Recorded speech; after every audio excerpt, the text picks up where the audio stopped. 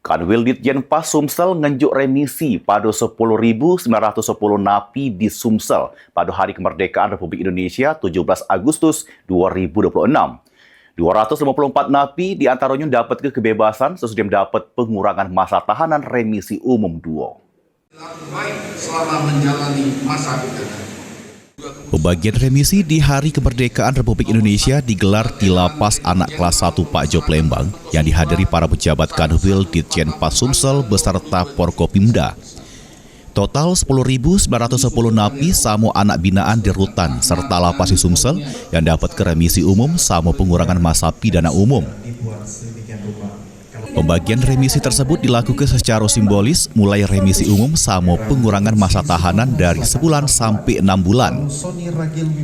Dari total tersebut, 254 napi diantaranya dapat kebebasan sesudah mendapat pengurangan masa tahanan remisi umum 2 yang didominasi oleh napi kasus narkotika dari Lapas Kelas 1 Palembang.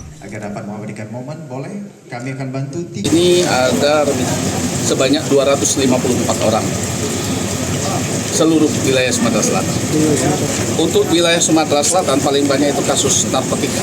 Yang paling banyak mendapat remisi yaitu di Lapas Kelas 1 Palembang karena lapasnya isinya cukup banyak, yaitu yang mendapat 1.496 orang.